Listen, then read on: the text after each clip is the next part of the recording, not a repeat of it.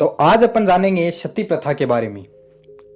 सती प्रथा क्या होती है, पुराना इसका इतिहास क्या रहा है, कहाँ से चली आ रही है यह प्रथा, ये भी समझेंगे।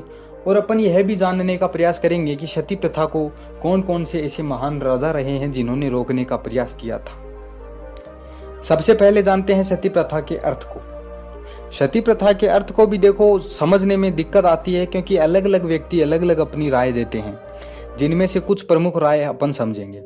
कुछ लोग तो बताते हैं कि सती प्रथा में जब महिला के पति की मृत्यु हो जाती है, किसी महिला के पति की मृत्यु हो जाती है, तो उसी चिता पर, पति की चिता पर ही महिला को भी जला दिया जाता है। तो इस प्रथा को सती प्रथा कहा जाता है। और महिला जिंदा थी लेकिन फिर भी उसको जला दिया गया। इतिहासकार इसका प्रूफ भी देते हैं और बताते हैं।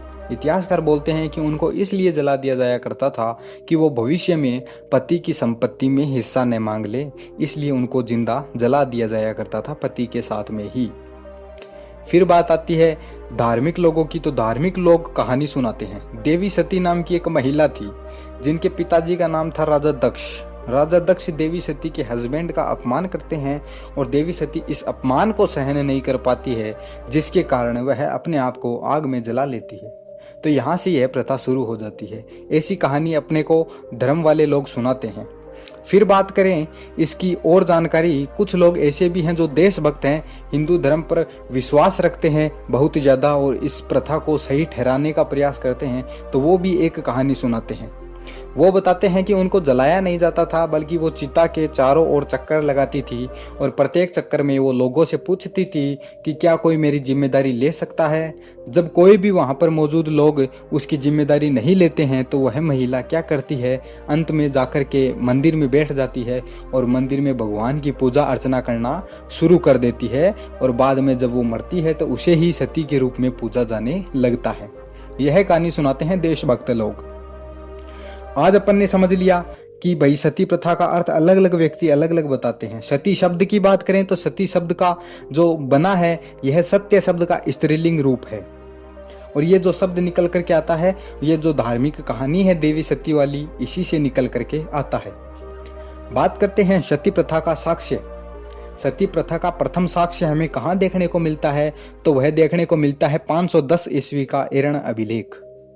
510 ईस्वी में एक अभिलेख लिखवाया गया था, एरण अभिलेख। उसी अभिलेख से हमें जानकारी मिलती है कि सती प्रथा 510 ईस्वी के आसपास पर भी चला करती थी, उस समय पर भी चला करती थी। और बात करें गुप्त साम्राज्य की, तो गुप्त साम्राज्य में रामगुप्त नाम का एक शासक हुआ था। उसके शासनकाल में उसी का एक सेनापति था, रामगुप्त का एक सेनापति था गोपराज। तो गोपराज जब युद्ध में मारा गया था तो उसकी पत्नी सती हुई थी, और यहाँ से यह प्रचलन में आ जाता है। ऐसा भी लोगों के द्वारा बताया जाता है। अब बात करते हैं सती प्रथा का अंत किस प्रकार से हुआ। सती प्रथा का अंत अगर अपन बात करें कश्मीर के राजा की, एक क्षेत्र था कश्मीर वाला इलाका, उस क्षेत्र में सिकंदर नाम का एक राजा हुआ है। उसने भी बहुत प्रयास किए इस प्रथा को रोकने के। अपने क्षेत्र में उसने बहुत प्रयास किए, इस पर प्रतिबंध भी लगाए। पुर्तगाली गवर्नर की बात करें तो एक पुर्तगाली गवर्नर आया था भारत में। गोवा वाले क्षेत्र में पुर्तगालियों का राज था, पुर्तगालियों का राज था गोवा वाले इलाके में।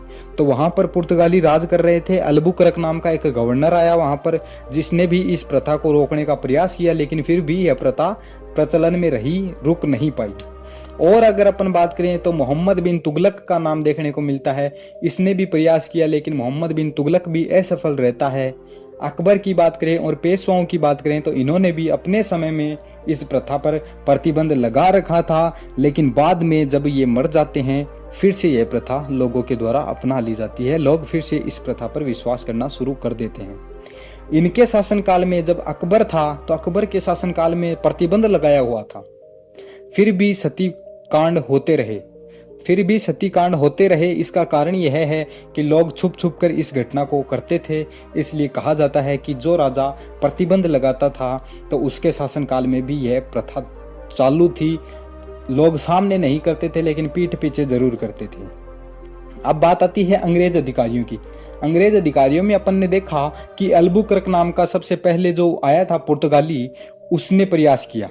सबसे पहले गोवा वाले क्षेत्र में उसी ने प्रतिबंध लगाया। पूरे भारत की बात कर रहे हैं। फिर आते हैं ब्रिटिश ईस्ट इंडिया के गवर्नर जिनमें हमें नाम देखने को मिलता है लॉर्ड कॉर्नवालिस और वॉरेन हेस्टिंग। कॉर्नवालिस और वॉरेन हेस्टिंग का नाम देखने को मिलता है। ये जो गवर्नर जनरल थे, इन्होंने भी प्रयास किए इस प्रथा को रोकने के। प्रथा रुकी भी, कुछ समय तक रुकी भी, लेकिन फिर भी ये भी असफल रहते हैं।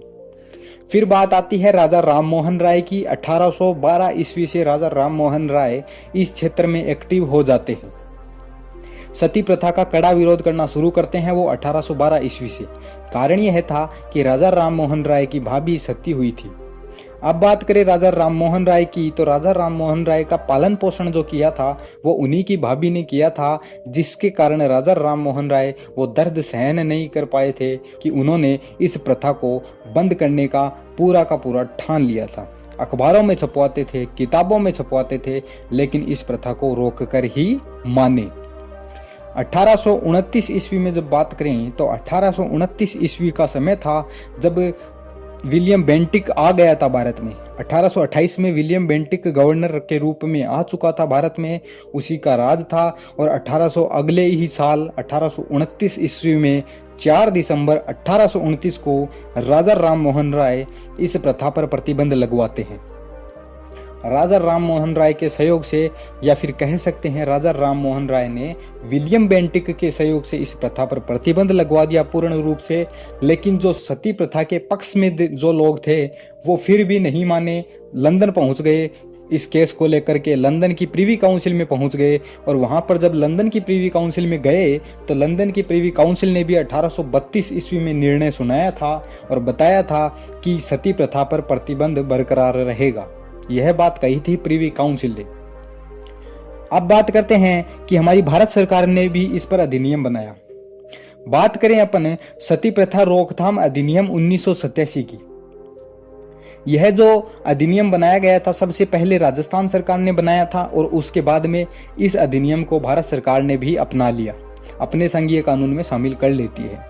कारण यह था कि यहाँ पर 1987 में राजस्थान में सीकर जिले में एक गांव पड़ता है देवराला गांव में कांड हुआ था सती प्रथा का। ये जो कांड हुआ जिसमें रूप कंवर राठौड़ नाम की महिला को, जो कि केवल 18 साल की महिला थी, जिसको जिंदा जला दिया गया था। 4 सितंबर 1987 का वह दिन था जिस दिन उसको जिंदा जलाया गया था। रूप कंवर राठौड़ उसका नाम था। देवराला कांड के नाम से जाना जाता है इतिहास में। और कहा जाता है कि इस घटना में 32 लोगों को गिरफ्तार किया गया और उन पर केस दर्ज किया गया और उन पर केस चलाया गया, जिसमें से कुछ लोग तो मारे गए, लेकिन फिर भी जो लोग बचे हैं वो लोग आज भी सती प्रथा के पक्ष में खड़े मिलते हैं।